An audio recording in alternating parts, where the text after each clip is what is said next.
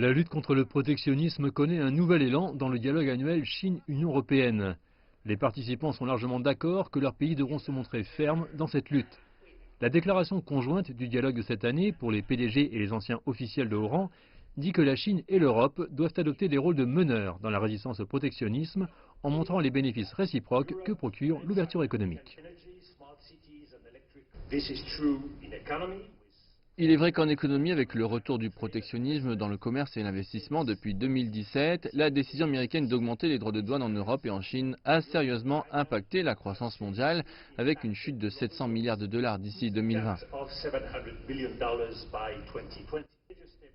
L'ex-premier ministre français souligne que la voie de sortie est de poursuivre le modèle de confiance, ouverture et profit mutuel.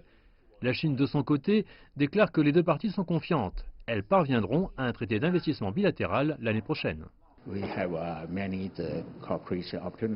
Nous avons beaucoup d'opportunités de coopération dans de nombreux secteurs comme l'économie digitale et la construction de l'initiative Ceinture et Route.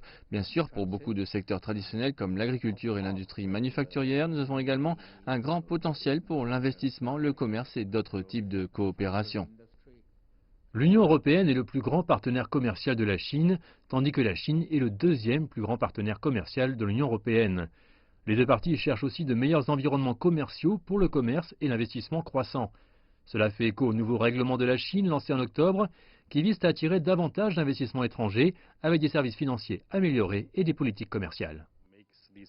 Je pense qu'il est très important que la Chine fasse des efforts pour montrer le sérieux de la Chine concernant l'amélioration de l'environnement des affaires, en particulier les conditions pour les entreprises étrangères. Je pense qu'il y a des zones d'inquiétude du côté européen, mais le meilleur moyen de régler ces problèmes est le dialogue comme celui-ci. Les réformes de l'OMC sont également en tête de l'agenda Chine-Union européenne. Les participants des deux parties ont convenu que l'année prochaine sera une année très importante. Nous devons travailler ensemble pour promouvoir la réforme de l'OMC. Les deux parties ont convenu qu'elles ont besoin d'une réforme de haut niveau pour faire face aux nouveaux développements comme celui de l'e-commerce et de l'économie digitale et les règles sur les données entre les contrôles de frontières. Le dialogue intervient en pleine 4e révolution industrielle. Il souligne que les deux parties doivent s'opposer au protectionnisme digital et coopérer intensément sur les questions de cybersécurité.